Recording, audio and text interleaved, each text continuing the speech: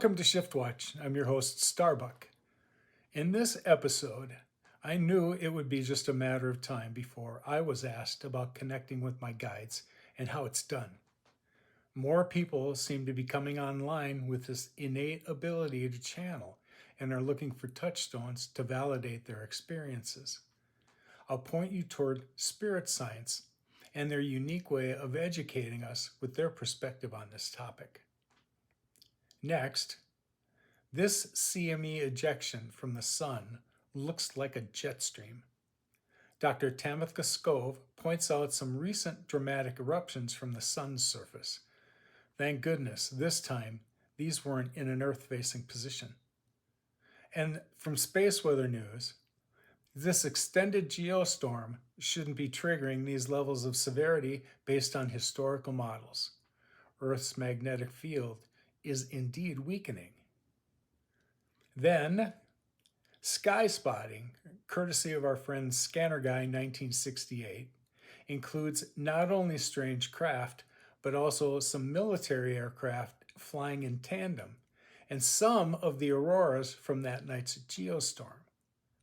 And finally, from the Edgar Cayce archives, 7 signs of contact with other dimensions.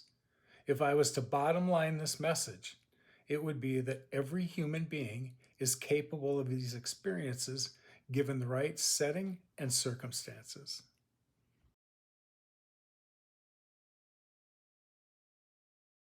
There are 2 primary ways of communicating with beings of higher consciousness. One is through astral projection, where you leave your physical body and communicate to them in person. As much as I'd love to break into astral travel right now, we have to save that for later. The other method involves having a being come to Earth and communicate through a trained person, and this is called channeling.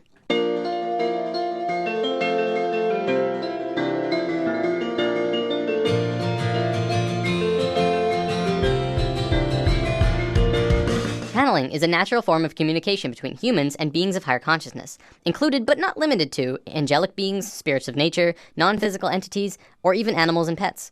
In a sense, it's basically when a human will turn him or herself into kind of like a phone for beings of higher consciousness and people to communicate. A channeler can choose who or what they want to channel. As long as the other party has an interest in communicating, the link is made and the channeling can begin. Now don't worry, there's no possession or anything harmful taking place here. The body is still under the complete control of the channeler. But the channeler and spirit are communicating through thought. Messages are communicated on levels of emotion and thought rather than spoken word. The channeler will then decipher what the spirit tells him into human language. Contrary to popular belief, entities do not generally use human languages because it is considered awkward and clumsy. The majority of this message is conveyed through an elegant series of sensory feelings.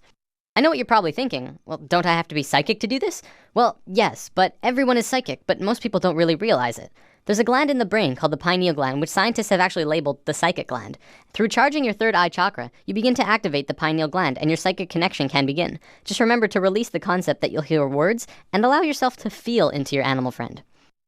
So now we understand how to channel beings of lower consciousness, animals. For beings of higher consciousness, it's essentially the same thing, only reversed. In this scenario, we are like the animal, and we are communicating with beings who know and understand far more than we do. There are a plethora of channelings on the web that you can find. Some are really helpful, enlightening, and perceptive, and others are, well, not. It's important that when you're listening to or reading channelings, that you use discernment with what you're listening to. For the most part, you have no idea who or what is being channeled, and the only way you can really truly tell is through listening to what they are saying and finding truth in their words. If what is being said feels right, then go with that flow. If it does not, then you don't have to subject yourself to it. The final decision will have to come from you, though. Everyone channels differently as well. Sometimes channelings are quite boring, as the channeler will just lay down and connect internally and just let the information fly. Other times, the connection between the beings is stronger, and they'll walk around the room and talk and be quite lively. Then there's people like this. As has been often said, you are shifting your frequencies from one reality level to another, and this is so. But you are always shifting. You are shifting now. It is a natural thing that you do. You don't have to wait to shift. You've been shifting. You've been shifting all your lives. This is the way motion is created. This is what happens when you create the illusion of movement. The only way to create the illusion of movement is to actually shift from parallel reality to parallel reality that's slightly different than the reality you were in before. So you're shifting now, you're shifting now, you're shifting now, you're shifting now, you're shifting now. Through Constantly shifting parallel realities. The idea is that you don't notice this so much because each new reality you shift to is very similar to the one you were existing in before. The idea of noticing the change is to create there to be a bigger difference between the parallel reality you shift to and the one that you were in before. That's when you know you're shifting. That's when you reveal to yourselves that you're always constantly shifting, and that learning to shift is not something you have to do. You do it automatically. You do it by your own second nature. It is natural to you to shift. This is the nature of how reality works. This is the nature of how change exists. So the question is not, can you shift? The question is, what will you shift to? And how different will you allow the shift to be based on your definitions and your belief systems of what you believe is possible for you?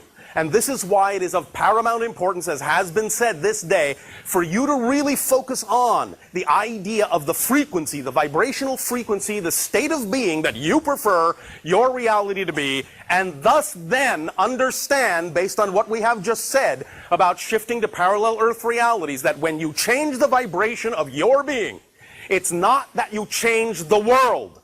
It's that you take yourself, you shift yourself to a parallel Earth already existing on the vibratory level you have created within yourself.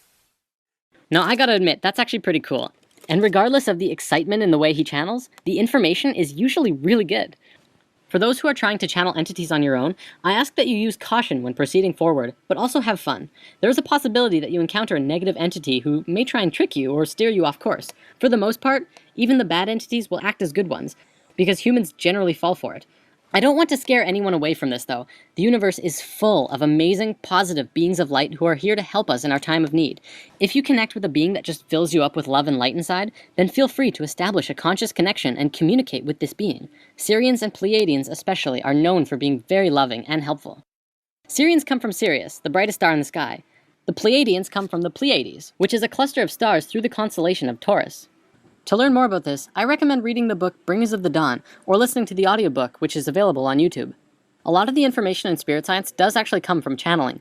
A man named Drunvalo Melchizedek was visited by a being named Thoth, roughly 30 years ago, and worked with him personally for many years. We're going to be learning a lot about Thoth, who was the priest king of Atlantis for a very long time. He wrote about all of his experiences in the Emerald Tablets, which are ancient, unbreakable tablets which we discuss in Lesson 12. The whole Atlantis story came from him. I highly recommend, for those who are interested in learning more, check out The Ancient Secret of the Flower of Life, the first book Drunvalo published about his experiences with Thoth, as well as 25 years of scientific research that works harmonically with what Thoth taught him.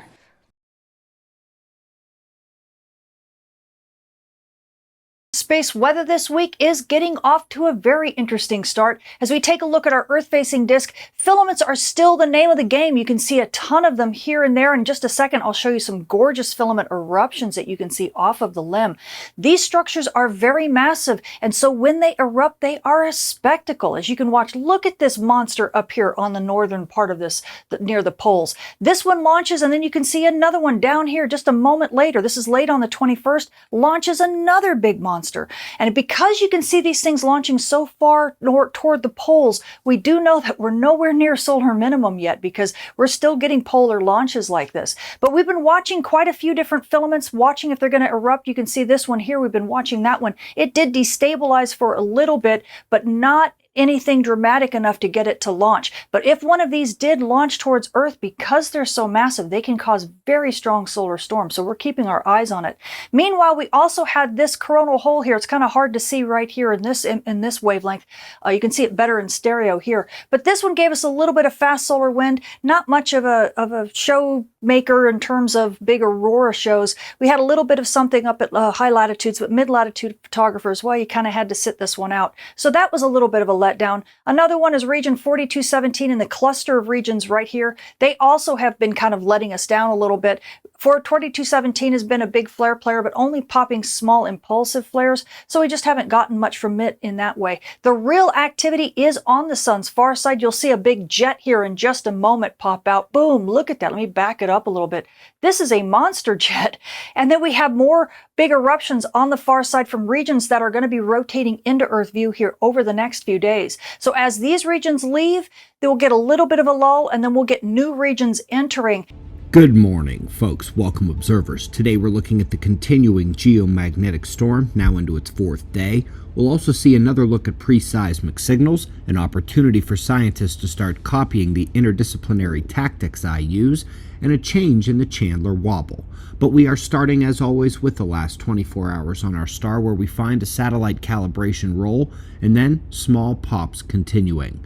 We've seen the M-class solar flares keep firing, but they're not really releasing many CMEs, and none at all towards the Earth.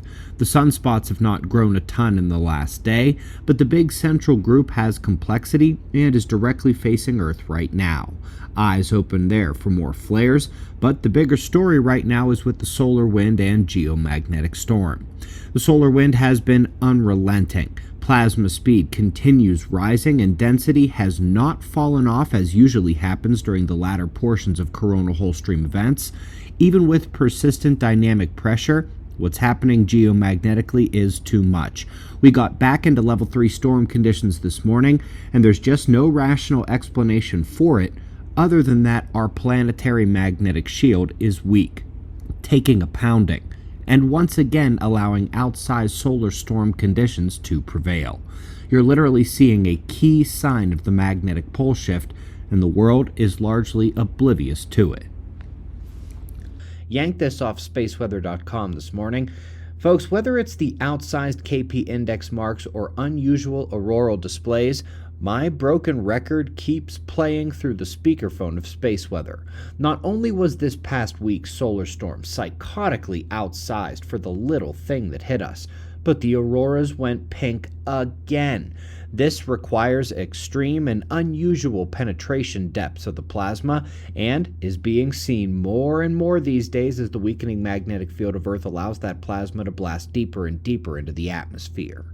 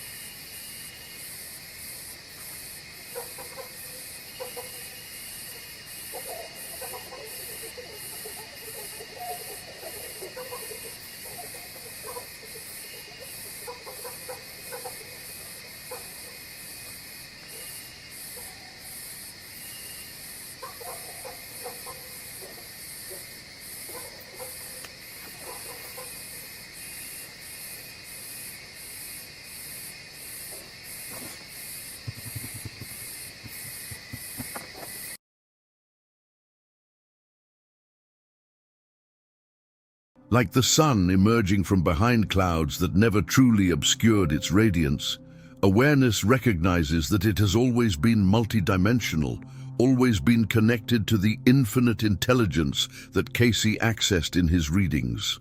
The 7 signs are not indicators of something foreign entering our experience, but symptoms of consciousness awakening to its own vast nature. Imagine standing in a temple of pure light, where every wall is a window into a different dimension of reality. Through one window, you see the earthly realm, where your physical body moves through daily activities. Through another, you observe the mental realm, where thoughts take on forms of living color, and intention shapes reality directly. A third window reveals the causal realm, where the patterns that govern all manifestation dance in perfect harmony. You realize that you are not looking through these windows, but that you are the awareness that simultaneously encompasses all these realms. This is the revelation that awaits every soul willing to recognize and integrate the signs of dimensional contact that Edgar Cayce so carefully documented. The sleeping prophet's greatest gift was not his ability to access other dimensions, but his demonstration that such access represents the natural heritage of human consciousness.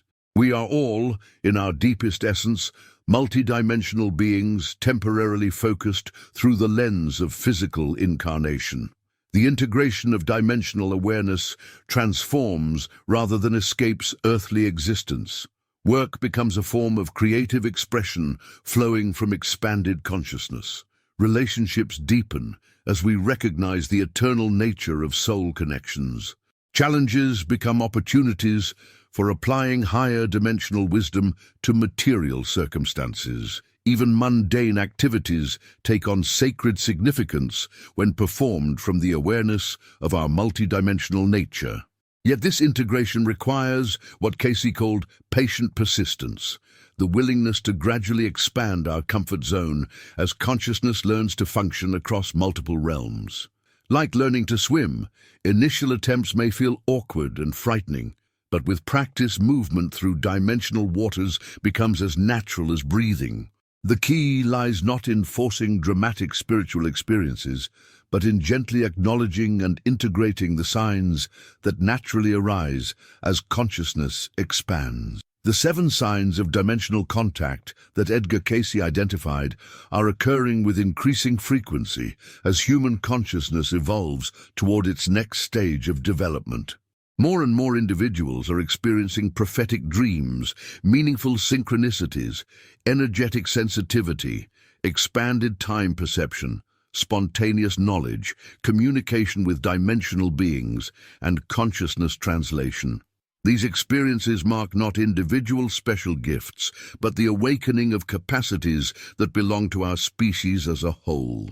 As you reflect on your own life, consider which of these 7 signs you may have experienced and dismissed as imagination or coincidence.